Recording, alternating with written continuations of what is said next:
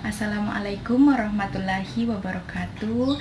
Alhamdulillah, pada pertemuan kali ini kita dipertemukan lagi dalam keadaan sehat walafiat. Nah, sebelum kita memulai pelajaran, marilah kita berdoa menurut agama dan keyakinan kita masing-masing. Doa dimulai. Doa selesai. Nah, bagaimana kabar kalian semua, anak-anak? Kalau misalnya ibu bilang bagaimana kabar kalian semua, kalian menjawab ya, alhamdulillah, luar biasa, Allahu Akbar. Nah, bagaimana kabar kalian semua? Alhamdulillah, luar biasa, Allahu Akbar. Nah, ibu mau tanya, siapa yang tidak hadir pada pertemuan kali ini? Hadir semua ya, alhamdulillah. Semangat kalian luar biasa pada pembelajaran ibu. Ibu mau bertanya, apakah kalian semua sudah siap menerima pelajaran dari ibu? Nah, pada pertemuan yang lalu, kita telah membahas tentang materi mengidentifikasi informasi dari teks laporan hasil percobaan, dan kita juga telah menyimpulkan tujuan, alat dan bahan, langkah-langkah serta hasil dari teks laporan hasil percobaan. Nah, pada pertemuan kali ini kita akan membahas materi lanjutan yang tidak kalah menarik dan seru tentunya, yaitu menelaah struktur dan ciri kebahasaan dari teks laporan hasil percobaan, serta kita juga akan menyajikan tujuan, alat dan bahan, hasil, serta kita juga akan memerhatikan kelengkapan data, aspek kebahasaan, aspek lisan yang terdapat dalam teks laporan hasil percobaan yang akan kita sajikan nantinya. Nah, di sini apakah ada yang sudah pernah melakukan percobaan dan menuliskan hasil dari percobaannya tersebut berupa berbentuk sebuah laporan? Nah, jika belum ada, kita akan membahas dulu tentang struktur dan ciri kebahasaan dari teks laporan hasil percobaan. Ibu akan menuliskannya dulu ya, setelah itu ibu akan menjelaskannya kepada kalian. Nah, sekarang kita akan membahas tentang struktur teks laporan percobaan. Secara sederhana, teks laporan percobaan ini terdiri atas dua bagian, yaitu pernyataan umum dan uraian. Nah, pernyataan umum ini yaitu terdiri dari klasifikasi dan pernyataan. Bagian ini menentukan klasifikasi dari sesuatu yang diuji cobakan, misalnya tumbuhan, alam, hewan, alat, dan lain-lainnya secara umum. Nah, yang kedua itu uraian. Uraian ini menggambarkan sesuatu yang dibahas secara lebih rinci, bagian per bagian, kebiasaan hingga sesuatu yang dibutuhkan untuk hidup dan perilaku alamiah bagi makhluk hidup. Nah, pada bagian ini juga bisa dijelaskan penggunaan bahan dan alat yang dilakukan pada suatu percobaan tertentu. Nah, bisa kalian lihat contoh pada halaman 20 dan 21 pada buku cetak kalian.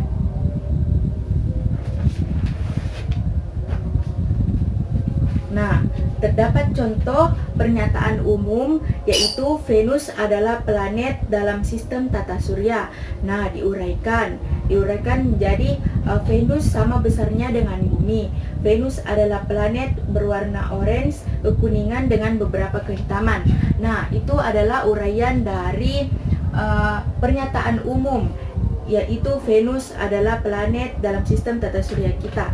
Nah, adapun contoh lain yaitu pada halaman 21 tentang kelelawar. Bisa kalian baca sendiri ya, anak-anak.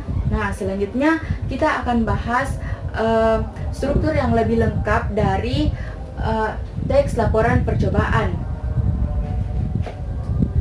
Sebenarnya, teks laporan percobaan ini mengikuti model dari laporan dari suatu percobaan yang dilakukan. Misalnya kita melakukan percobaan membuat sesuatu. Nah, strukturnya itu terdapat tujuan. Tujuan ini yaitu tujuan apa tujuan kita untuk melakukan suatu percobaan tersebut. Nah, dijabarkan di situ. Nah, kedua, alat dan bahan. Alat dan bahan ini yaitu perlengkapan apa saja alat-alat serta bahan-bahan yang digunakan pada percobaan yang akan kita lakukan. Yang ketiga, langkah-langkah. Nah, di bagian ini kita akan menjelaskan tentang langkah-langkah dari suatu percobaan yang akan dilakukan. Nah, pada langkah-langkah ini kita menjelaskan satu persatu langkah-langkahnya. Nah, yang keempat, hasil. Nah, pada bagian hasil ini disinilah lingkup dari pernyataan umum dan uraian. Kita menjabarkan tentang pernyataan umum dan uraian hasil dari percobaan tersebut seperti apa. Nah, yang terakhir yaitu simpulan. Nah, kita menyimpulkan apa hasil dari suatu percobaan yang kita lakukan. Seperti itu anak-anak. Apakah ada yang ingin bertanya atau kurang jelas? Nah, coba saya ingin bertanya ya kepada kalian. Saya tunjuk Marni. Bagaimana pengertian dari tujuan dari teks laporan percobaan tersebut? Nah, betul sekali. Nah, tujuan ini yaitu tujuan dari teks laporan percobaan atau tujuan dari percobaan yang kita lakukan. Begitu, anak-anak. Jika tidak ada yang ingin bertanya lagi, kita lanjut materi selanjutnya ya, yaitu ciri kebahasaan dari teks laporan percobaan. Nah, Ibu telah menuliskan ciri kebahasaan dari teks laporan percobaan. Yang pertama adalah memperkenalkan kata aspek umum atau kelompok. Misalnya, kata reptilia, unggas, transportasi roda 2, seperti itu anak-anak. Nah, yang kedua, banyak menggunakan kata tugas hubungan logis. Misalnya penggunaan kata maka dan ketika dan seterusnya, seperti itu. Nah, yang ketiga, menggunakan kata tugas untuk menjaga tulisan koheren. Nah, kata tugas ini digunakan untuk menyambungkan antara kalimat yang satu dengan kalimat yang lainnya, seperti itu. Nah, agar kalimat tersebut, kalimat-kalimat yang dituliskan dalam teks laporan menjadi koheren dan menjadi satu kesatuan yang utuh. Nah, yang keempat, banyak menggunakan kalimat aktif. Kalimat aktif ini misalnya seorang penulis menuliskan dalam laporan percobaannya, yaitu untuk melakukan percobaan ini penulis melandaskan suatu hipotesis, yaitu seluruh buah mengandung listrik. Seperti itu. Itu adalah kalimat aktif. Nah, yang kelima, menggunakan kata kerja aktif untuk menggambarkan proses atau aksi kegiatan percobaan. Nah, selanjutnya yang keenam, terdapat kalimat yang menjabarkan urutan kegiatan. Nah, penjabaran urutan kegiatan ini dituliskan di langkah-langkah bagaimana suatu percobaan itu dilakukan. Nah, yang ketujuh, lebih banyak menggunakan kata benda dibanding kata ganti orang. Nah, penggunaan kata nomina atau kata benda ini sangatlah perlu diperhatikan. Misalnya pengertian planet Venus misalnya, atau Venus adalah suatu planet. Nah, itu adalah kata-kata nomina yang digunakan. Nah, yang kedelapan, beberapa model laporan menggunakan istilah teknis atau istilah bidang ilmu. Misalnya kata mimikri yang sangat erat kaitannya dengan bidang ilmu biologi. Nah, yang kesembilan, beberapa model laporan disertai diagram, peta, foto, dan seterusnya. Nah, sampai sini apakah ada yang ingin dipertanyakan tentang ciri kebahasaan dari teks laporan hasil percobaan? Oh, tidak ada lagi ya, berarti semuanya sudah paham.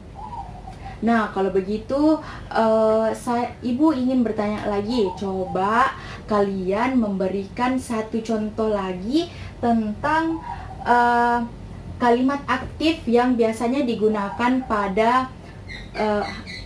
pada teks laporan. Ada yang bisa? Ada yang bisa memberikan contohnya? Nah, coba Risma. Nah, bagus. Nah, contoh yang tadi yang diberikan sangat bagus ya. Nah, itulah beberapa contoh yang diberikan oleh temannya juga dan ibu telah jelaskan tadi. Nah, semoga materi tentang struktur dan ciri kebahasaan dari teks laporan hasil percobaan yang telah ibu jelaskan dapat kalian pahami. Nah, selanjutnya kita akan beralih ke menyajikan tujuan, alat dan bahan, langkah-langkah serta hasil maupun simpulan dari suatu teks laporan percobaan. Nah, kita juga harus memerhatikan aspek kebahasaan, aspek lisan, struktur-struktur dari teks laporan tersebut. Nah, sebelum beralih ke materi menyajikan laporan, kita membahas realita saat ini, yaitu pada kehidupan sehari-hari kita sangat erat dengan suatu percobaan yang mungkin sangat menarik kita lakukan. Fenomena saat ini kita biasa melihat suatu pelangi yang sangat indah. Nah, kita melihat di tayangan YouTube, misalnya kita melihat di YouTube, kita melihat cara orang membuat pelangi buatan.